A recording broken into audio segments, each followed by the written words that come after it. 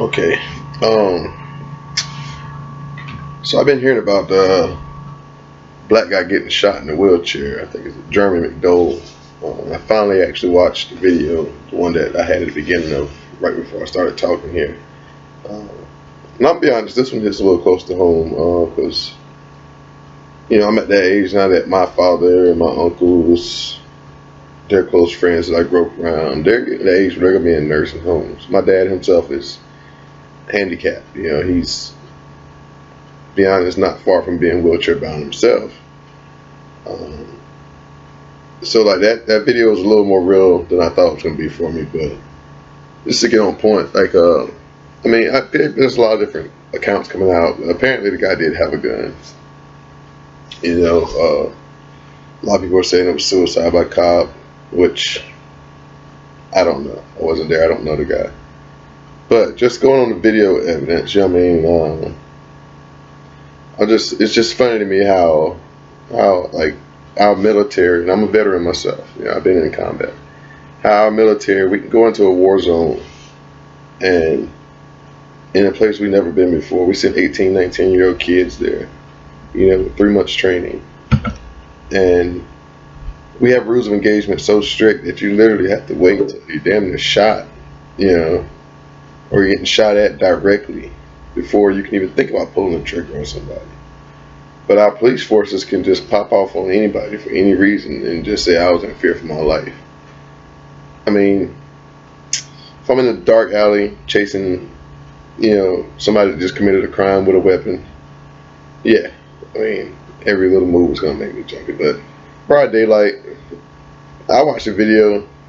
Like I said, I'm going to assume the guy had a gun just from the fact that everybody kept saying drop it. Even the guy videotaping was like, just drop it, guy. But nowhere in the video did I see it in his hands. So even if somebody's waving a gun around in the air and doing cartwheels, you shoot them while they're doing cartwheels. Like apparently the guy never had it back in his hands. So why they shot in the first place, I don't know. Like I said, I wasn't there, but I'm just going by what I see. But this guy was a paraplegic with obvious mental issues. People like when the cops fear for their lives, they just want to go home. If you just want to go home every day from work, go be a trash man, go be a mailman, go be a doctor. All those are still great public servants. And I respect them all. You can't be a cop out here in these streets if you can't handle any kind of stress like that. It's just that simple, man. It's like everybody can't be a soldier, everybody can't be a cop. And why they fear for their lives? Because they put themselves in danger. It's just another example of the perfect storm again. Poor training, misguided perceptions of the people you're serving, and the people's sometimes violent, sometimes misguided, general distrust of the police. And if this guy was trying to commit suicide by cop, he played it perfect. He knew exactly how they were going to be. He knew how they were going to perceive him. He knew exactly what buttons to push. Which is sad. But just looking at the video, like if I know you got a gun and it's broad daylight and I can see you, I can see both of your hands. First of all, why walk out in front of him? Why give him a target? Why not? There's 5 cops, I believe the record said were there. The first cop had a car between him and the guy. How about 2 cops approach the guy with cover in between. The other 3 get people like the guy videotaping out of harm's way.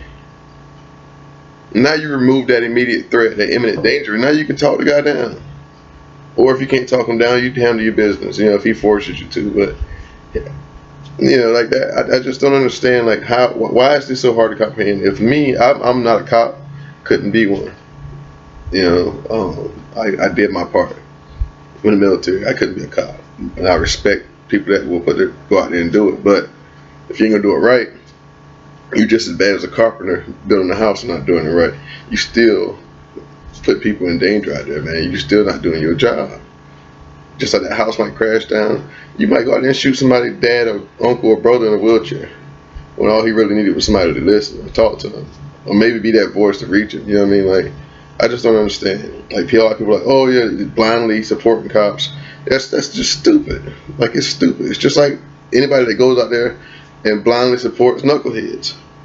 You know, somebody goes out and robs a bank, and then somebody gets on Facebook and it's like, free my homie. No, don't free him for what? He broke the damn law. You know what I'm saying? That's the. If you're one of the people that go in there and say, oh, cops, lives matter, you sound just as dumb as a person trying to advocate for the criminal, man. You know what I'm saying? Like, but like cops, just we gotta do something, because I got family, I got friends, white, black, everything, that in law enforcement, and I'm telling y'all, man, there's only one way this is gonna go.